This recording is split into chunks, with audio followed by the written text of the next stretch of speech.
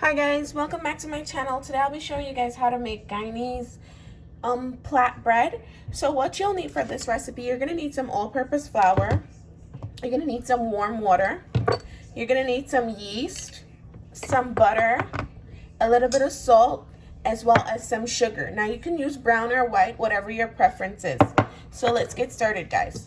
So I'm gonna be using my stand mixer for this recipe. So first I'm going to add in my warm water. And then I'm going to go ahead and add in my brown sugar. And I'm just going to stir my brown sugar in there, just so my sugar gets dissolved a little bit. So I'm just going to give that a nice stir. And remember guys, this has to be warm water, not hot. That way your yeast gets to activate, because if the water is hot, it will kill the yeast. And the yeast won't activate, which means you won't have a nice poofy dough. Your dough will just be flat and your dough wouldn't rise. So then to that, I'm gonna add in my yeast, and then I'm just gonna also give that a stir. Now you can use brown or white sugar for this recipe, whatever your preference is. And that's it so I'm just gonna put this to the side for about 10 minutes. So while that yeast is proofing, I'm going to dump my salt into my flour. And I'm just going to set that aside. So now while I'm waiting for my yeast to proof, I'm going to melt my butter, because you'll need about a quarter cup of melted butter. So I'm gonna go ahead and melt my butter, guys, and I'll be right back to show you guys what that looks like in 10 minutes. Here guys, so welcome back. It's been about 10 minutes, so I want to show you what my yeast looks like. So this is what it looks like after it has been proofing for about 10 minutes. So while that was proofing, I went ahead and I melted my butter. So what I'm going to do now is I'm going to just add my butter into my yeast solution. And then I'm going to take my whisk, and I added my salt to my flour earlier. So what I'm going to do is I'm just going to give that a nice little whisk, just to get that nice salt nice and combined in the flour.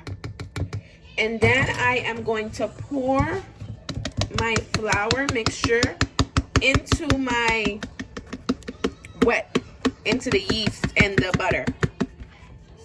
So you can do this by hand, but I will be using my stand mixer for this process. And what I'm going to do, I'm just going to clip my bowl onto my stand mixer, and I am going to get this kneading for about 8 to 10 minutes, just until the dough gets nice and soft. So I'm going to allow this to knead, and again, you can do this by hand. You can just let this knead for about, you can just knead this for about 8 to 10 minutes. So while this is kneading, I will go ahead and I will get my loaf pan prepared. What I will do is I'm going to flour and butter this, so that it'll be ready once my dough has finished rising and it's time for me to break my bread.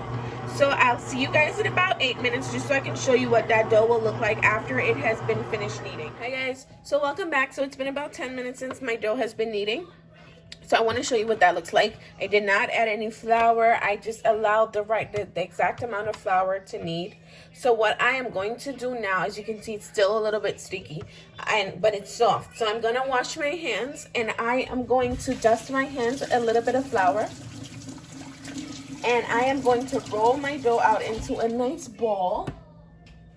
So I washed my hands, and I'm just going to grab a little bit of flour.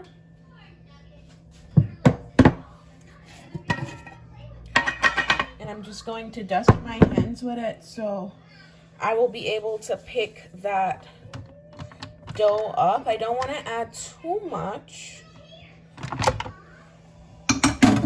I just want to be able to pick the dough up.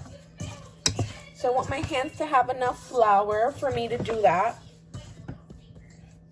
But I don't want to add too much flour where I will make the dough become a little bit too heavy. You see how nice and soft and stretchy that is? That's exactly what you want, and this will help you to get a nice soft bread. So that's it, guys. I'm not gonna handle this too much. I'm just gonna make this into a nice ball, because if I handle it too much, I will have to keep dusting my hands with flour, you know? And that's what I don't want to have to keep doing.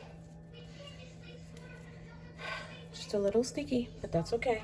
That means I'll have a nice soft and nice soft bread. I just want to get that in there. So what I'm going to do after I made that into a ball, I'm going to leave it in the same bowl, and I'm going to cover this with a dish towel, and I'm going to let this sit for about 45 minutes just so it doubles in size. So what I'm going to do is I'm just going to take this off my mixer, set this down on my counter, try to get all that flour off of my hands. So all of that, so we can have all that good dough for our bread. I'm just gonna drop that in there, that's fine. So this is what it looks like right now, guys. So I'm just gonna set this to the side so that it can double in size. I'm just gonna cover it with a nice dish towel. Just cover that down and sit that to the side. And I'm gonna go ahead and wash my hands. And I'm just gonna let this sit in a warm place right on my counter. I'm just gonna let that sit and let it rise for about 45 minutes or until it doubles in size. Just check your dough in 45 minutes and see if you're not pleased. We can leave it for like about an hour. So I'll see you guys back in 45 minutes. Hi guys, so it's been about 45 minutes since my dough has been proving. So I will show you what that looks like now. So as you can see, my dough has definitely doubled in size, which is pretty great because that means that my yeast activated really well. So what I'm going to do, I have clean hands. I washed my hands. So I'm going to flour my surface with a little bit of flour. I'm going to dust my surface with a little bit of flour. And then I'm going to go ahead. I'm going to go ahead and I am going to roll my dough out. And I am going to braid it. Now my braid will not be perfect, but it will be good enough. So I'm just gonna dust my surface with a little bit of flour, as well as dust my hands. That way the dough doesn't get stuck to the counter or to my hands, because this is a really soft dough, because that's what I want my bread to be, nice and soft. So what I'm going to do is I'm just gonna punch the air out, and I am just going to take this out. Look how nice and soft that is, guys. So soft. That means I'm gonna have a really soft bread, and that's exactly what I want. So I'm just gonna knead this kind of like to just get out all that air. See how nice and soft that is? And that's exactly what I want. So my bread can be really soft. So I don't want to add too much flour at this stage, guys. I'm just gonna knead it out, and that's it. Just needed to get all that air out of there, so my dough can prove really nice, and I don't have those bubbles in my bread, you know. So at this point, I am going to cut my dough into 3 equal parts, and I'll show you guys that. I'm just gonna cut it out so that I can be able to braid this bread now.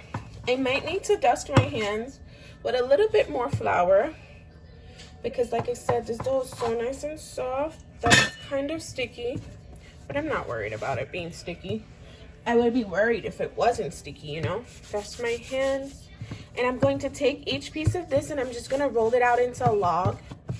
Now you can make 2 small loaves with this, but I'm just gonna make 1 big loaf. So just this stage, it doesn't have to be perfect. If you're a perfectionist, you can take your time and roll this out into a log. I'm just gonna roll this out really nice and long, and I'll just set that to the side, and then I'll just do the same with the other 2. All I'm doing is rolling it out into a nice log, and your log has to be the size of your pan. You don't want to roll it too long, because then of course, where are you gonna put it, right? So I'm just rolling this out nice and long. So while my dough was proving, I already went ahead and I buttered and I floured my pan, because that's where I'm gonna put it now after I braid it. So what I'm going to do is I'm going to join the top. I'm just gonna fold that in just so it sticks. Fold it in to each other, each piece into the other one. And I am going to go ahead and I'm going to braid this. So what I'm going to do is just braid this as good as I can, to the best of my ability. Yeah, this is the part I always mess up, you know. You never can get my bread braided to perfection. but hey, it's worth, you know, a try. One time my bread will be braided so nice and neat, and then sometimes it doesn't. I guess it just depends on the dough's mood that day, you know. So that's my log, and what I am going to do with my braid, I'm just going to lift it up.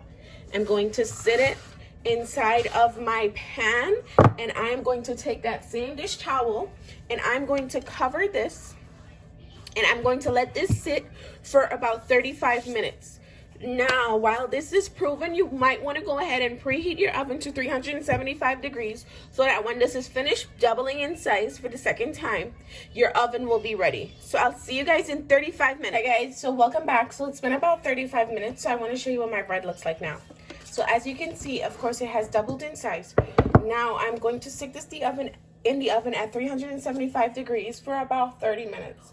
Now, at this point, you can baste it with an egg wash. That's egg yolk with a little bit of water, and you mix that around and you baste it. But because my mother doesn't like eggs that much, I tend not to put eggs in everything. So in order for me to get that nice golden brown color, what I will do is after I bake this, I will baste it with a little bit of butter, and you will see it'll still give it that nice golden brown color. So it's your preference, of course. So again, like I said, what I will do now is I'll push this in the oven at 375 degrees for 30 minutes, and I'll be back to show you guys what that looks like. Hi guys, so it's been about 30 minutes, and this is what my bread looks like after it comes out the oven. Now, at this point, what I will go ahead and do is I will baste this with some butter just to give it that nice shine. As you can see, I did not need that egg wash to get that nice golden color on the top.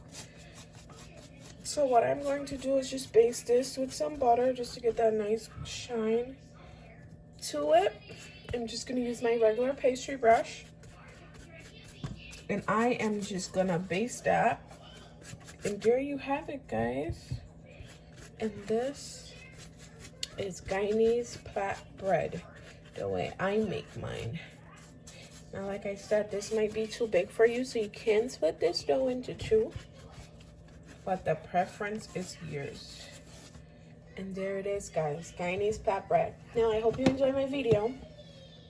Please don't forget, if you like, please hit the like button and to subscribe to my channel. Thank you very much, guys. Thanks for watching. All right, guys, so my husband cut the bread. As you can see, he damn near cut a whole half of it off. And look how nice and soft that is on the inside. So this is what it looks like, guys. Nice and soft Guyanese plait bread. Can't go wrong. I hope you guys try this soon. Thank you for watching.